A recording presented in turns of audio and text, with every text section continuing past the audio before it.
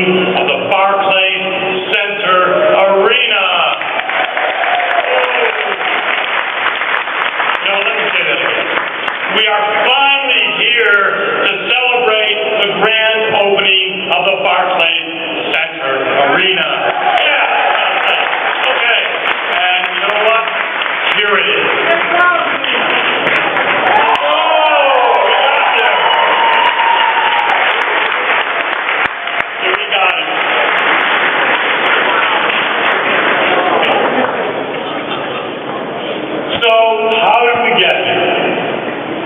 We first needed to buy a basketball team, and against all odds, we did it.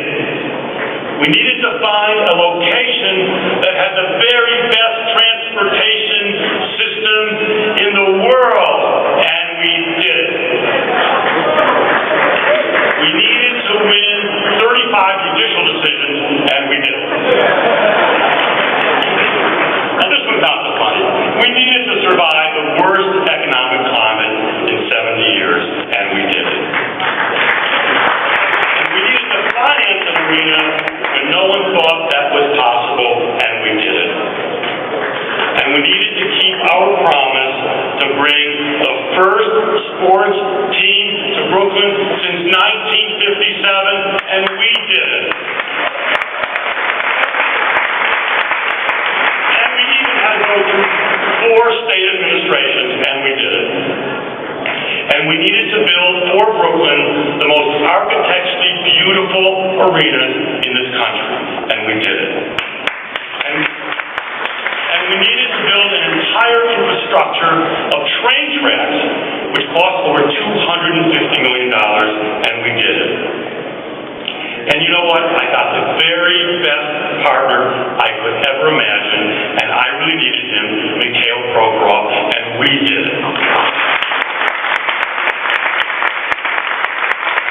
Because of me, we wanted an arena that reflected great foods and great foods of Brooklyn, and we did it. We needed to hire close to 2,000 employees, primarily from the neighborhood and primarily from Brooklyn, and we did that. And we needed to open with the best entertainment, and with Jay-Z's help, we did it. And you know what? We needed to get it open by today, and we did it. There you go. Now, what do we have? We have a place where for a few hours in a day, a fan, a follower, a patron, a guest can have their troubles left behind, and they can be whooshed away for a few hours, whether it be a child laughing at a clown at her first circus, or a teen bopping to Bieber, or an old Brooklynite swooning to Barbara, or the young Brooklynite tapping and rapping to Jay-Z, or a 60s guy like me yearning for the yesterday of Bob Dylan, or a rocker screaming at the Rolling Stones right here in BKNY, or a child of Brooklyn cheering for the hometown team, the Brooklyn Nets. And this arena will hear laughing, it will hear crying, it will hear applause, it will hear boos, it will hear joy, it will hear disappointment, exaltation, defeat, victory, happiness, and sadness. Championships will be won, and championships by the other team will be lost. There you go. Children that come to the arena today will be on this stage tomorrow. Children of Brooklyn. And you will come here and you will be greeted by the sights and the sounds that you love so very much. And today, we are honored to be here, part of something that will entertain our children, our grandchildren, and our great-grandchildren for generation after generation.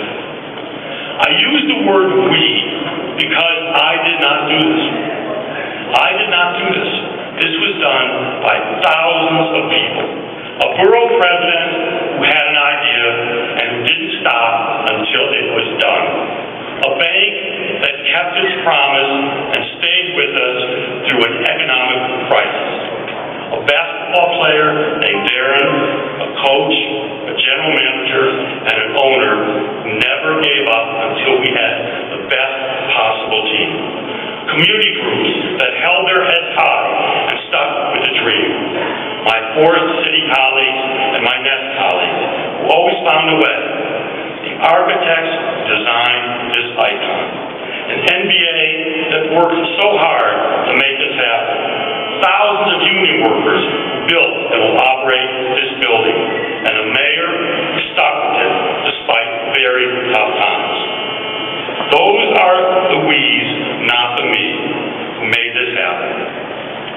And so, Mr. Mayor, you should be very, very proud of all those in your administration who made this possible. Not only did you support and help us all the way along, you even bought tickets, and expensive tickets, I might add. We got them on that one, right? Highest price, no problem. And as a matter of fact, I can remember a day in 2003, it was June. I went in to see the mayor to present our project, and he stood there and looked at it, and all the deputies around, and he just looked at it and said, after a while, I want to get it done. And he used certain exuberance and said, get it done no matter what. And he kept his promise, he really did. And that was in '03. So you kept your promise, Mr. Mayor.